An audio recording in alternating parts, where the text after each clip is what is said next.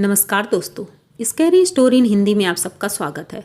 आज की कहानी की तरफ बढ़ने से पहले चैनल को सब्सक्राइब कर लीजिए और अगर कहानी अच्छी लगती है तो प्लीज़ लाइक एंड कमेंट करना मत भूलिएगा। आज की कहानी बहुत ही अलग है और मुझे लगता है कि आप लोगों को ऐसा टॉपिक सब जगह ज़्यादातर देखने को मिल जाता है। तो हम देर न करते हुए कहानी की तरफ बढ़ेंगे। कहानी साक्षी की है। साक्षी अभी 12 का एग्ज़ाम दिया है उसने और इसके बाद छुट्टियां हो गई हैं। तो उसने अपनी मम्मी से बोला कि मम्मी क्या छुट्टियों में मैं नानी के घर जा सकती हूँ। तो उन्होंने बोला ठीक है, वैसे भी अभी स्कूल खुलने में और रिज़ल्ट आने में टाइम है, तब तक के लिए गांव जा सकते हो, लेकिन ज़्यादा दिन के लिए नहीं, 10 दिन के लिए ज़्यादा से ज़्यादा जाओ और घूम फिर के आ जाना, क्योंकि बहुत टाइम हो गया था, 5-6 साल हो गए थे वहाँ गए हुए। तो ये सोचा था कि अब की बार लंबी छुट्टियाँ बिता कर आएंगे। तो साक्षी अपनी फ्रेंड को लेती है, कोमल नाम था उसका। कोमल और साक्षी ये दोनों रेडी हो जाती हैं वहाँ जाने के लिए। तो इनके पापा बोलते हैं कि चलो मैं तुम दोनों को छोड़ कर आता हूँ। वैसे भी पूरा 1 दिन लगता है दिल्ली से उनके गांव जाने के लिए। तो वो लोग रेडी होती हैं, उनके पापा के साथ दोनों चल देती हैं। रात को वही 9 बजे की ट्रेन थी और तीनों लोग स्टेशन पर पहुंच जाते हैं। साक्षी बहुत ज़्यादा एक्साइटेड थी कि अब मैं नानी के घर जाऊंगी, वहाँ पर ये करूंगी। बस रास्ते भर कोमल से सारी बातें करते हुए तब तक उनकी ट्रेन आ जाती है और तीनों लोग ट्रेन में बैठ जाते हैं। अपनी अपनी सीट पर बैठे थे। रिजर्वेशन था, स्लीपर का रिजर्वेशन था और क्योंकि गर्मी का मौसम था, ज़्यादा गर्मी भी नहीं थी लेकिन हाँ गर्मी का मौसम था और एसी का हो नहीं पाया था रिजर्वेशन, तो इसलिए जल्दी जल्दी में इसी का करवा लिया था। लेकिन दिक्कत कोई नहीं थी, एक एक सीटें दोनों को आराम से मिल गई थी। उनके पापा को दूसरे कंपार्टमेंट में मिली थी सीट, लेकिन चलो अच्छा था कि ये दोनों साथ में थी और आमने सामने की सीट थी। अब दोनों लोग बातें कर रही थी खूब और मोबाइल में वीडियो भी देख रही थी। सब कुछ देखते देखते आधी रात जब हो जाती है, वही 1:30 बजे के आसपास, कोमल बोलती है कि साक्षी मुझे वॉशरूम जाना है, तुम चलोगी? तो वो बोलती है हाँ ठीक है चलो चलते हैं। दोनों लोग उतरती हैं और वॉशरूम की तरह जा रही थी।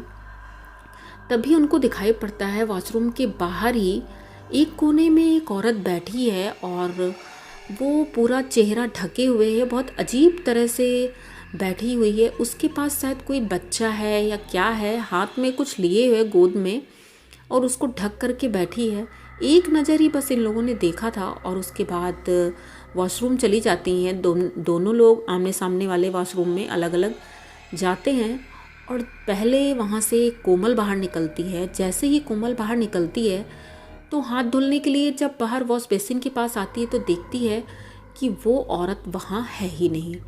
तो सोचती है हो सकता है वो उतर गई हो, इधर उधर चली गई हो किसी डब्बे में, लेकिन ट्रेन तो रुकी नहीं थी, तो हो सकता है वो आगे किसी मतलब डब्बे में चली गई हो। तो ये सोच करके वो अवॉइड करती है और हाथ धुल रही थी। जब हाथ धुल के वो मुड़ती है तो देखती है कि वो ठीक दरवाजे के एकदम पास खड़ी है और उसके बाद ये उसे देखती है और बोलती है कि आप वहाँ क्यों खड़ी हैं, अंदर आइए, और रात हो चुकी है और कहीं ऐसा ना हो कि आप धक्का लगे और आप गिर जाएं। जैसे ही ये कोमल इतना बोलती है वो एकदम से नीचे कूद जाती है। जैसे ही वो कूदती है कोमल एकदम से चीखती है बहुत तेज़ी से। तब तक साक्षी निकल के आती है बाहर, बोलती क्या बात है कोमल, क्यों चिल्ला रही हो? तो कोमल बोलती है, पहले तो वो कुछ बोल ही नहीं पा रही थी, डर की वजह से इतना मतलब कांप रही थी वो। फिर बोलती है धीरे से कि यहाँ पर जो औरत बैठी थी वो अभी ट्रेन से कूद गई है। वो चीख रही थी इतनी तेज़ी से कि अगल बगल के जो सीट के लोग थे वो लोग भी दौड़ के आते हैं कि आखिर क्या हो गया है। तो पूछते हैं तो वो बताती है यहाँ पे एक औरत बैठी थी और वो अभी अभी ट्रेन से कूद गई है। तो सभी लोग बोलते हैं अभी तो मैं भी गया था वॉशरूम, उधर तो कोई भी नहीं था। तो साक्षी भी बोलती हाँ मैंने भी देखा एक औरत यहाँ बैठी थी, लेकिन कोई भी इनकी बातों को सुन ही नहीं रहा था। सबने बोला कि यहाँ ऐसा कोई था ही नहीं और इतनी देर हो गई है, कोई स्टेशन पे अभी गाड़ी रुकी नहीं है तो कोई चढ़ा भी नहीं है। और ना तो अंदर से कोई इधर गया है, तो हो सकता है तुम्हारा कोई भ्रम हो, ऐसा कुछ नहीं है, तुम्हारी तबीयत ठीक नहीं होगी। अब कोमल सबको समझाती है लेकिन उसकी बात कोई सुनता नहीं है। कोमल के साक्षी के पापा आते हैं उधर से, तो कोमल उनसे बोलती है अंकल मैंने देखा है अभी किसी को। तो अंकल बोलते हैं बेटा हो सकता है कि कुछ और हो, चलो तुम लोग अपनी अपनी सीट पे चलो और आराम करो, रात बहुत हो चुकी है, सुबह हम लोगों की ट्रेन वहाँ पहुँच जाएगी, तब हम लोग घर चलेंगे। अब ये दोनों अपनी अपनी सीट पे जाती हैं और लेट जाती हैं। जब वही 2:30-3 बजता है, 1 घंटे बाद, मतलब मान लो आप 1 घंटे बाद अचानक से ये जब करवट लेती है, साक्षी की तरफ मुंह करती है, उसे साक्षी की जगह पे वही औरत दिखाई पड़ती है लेटी हुई साक्षी की सीट पर। ये एकदम से उठ के बैठ जाती है और कांपने लगती है और बहुत धीरे से बोलती है साक्षी साक्षी। तो साक्षी उठ के बैठती है और बोलती क्या बात है कोमल। तब वो औरत उसे नहीं दिख रही थी। वो साक्षी को पकड़ लेती है और बोलती है साक्षी मुझे बहुत डर लग रहा है, अभी तुम्हारी सीट पर वही औरत बैठी थी, लेटी थी। तो साक्षी कहती है कोमल ऐसा कुछ नहीं है, तुम डर रही हो सकता है तुमने कोई सपना देखा हो, तो डरो मत, मैं हूँ तुम्हारे पास, चलो ठीक है मैं तुम्हारी सीट पे ही बैठती हूँ। तो ये दोनों लोग एक ही सीट पे बैठ जाती हैं। साक्षी अपनी सीट छोड़ देती है और कोमल के साथ ही बैठी रहती है। थोड़ी देर बैठे रहते हैं, बातें करती है, उसके बाद बोलती है कि ठीक है तुम सो जाओ, मैं बैठी हूँ। तो कोमल सोने की कोशिश कर रही थी, तभी साक्षी को लगता है कि बाथरूम की तरफ से कोई आया है और आगे की तरफ निकल गया है। एक गंदे गंदे कपड़े पहने हुए कोई औरत थी और वही शायद औरत थी, क्योंकि अंधेरा था, लाइट ऑफ थी तो क्लियर नहीं दिख रहा था, लेकिन साक्षी को लगता है ये वही औरत है जो वहाँ बैठी हुई थी। लेकिन अब साक्षी को भी नींद आ रही थी तो अपनी आंखें बंद करती है और थोड़ी देर बाद जब साक्षी की आंखें खुलती हैं तो देखती है वो कि सामने वाली साक्षी की सीट पे वही औरत बैठी है और एक अजीब तरह से मुस्कुरा रही है, जिसे देख करके साक्षी भी बहुत डर जाती है। वो कोमल को एकदम से उठाती है और अपने पापा को फ़ोन करती है, कहती है पापा मुझे बहुत डर लग रहा है, प्लीज़ आप यहाँ पर आइए। तो उनके पापा आते हैं और बोलते हैं कि क्या हुआ। तो कहती पापा ऐसी ऐसी बात है, पूरी बात बताती है और कहती पापा मुझे बहुत डर लग रहा है, आप यहीं पर रहो, आप मेरी सीट पे लेट जाओ। तो उनके पापा बोलते हैं ठीक है अच्छा मैं इस सीट पर लेट जाता हूँ। वहाँ से अपना सामान लेकर आते हैं और साक्षी की सीट पर वो लेट जाते हैं।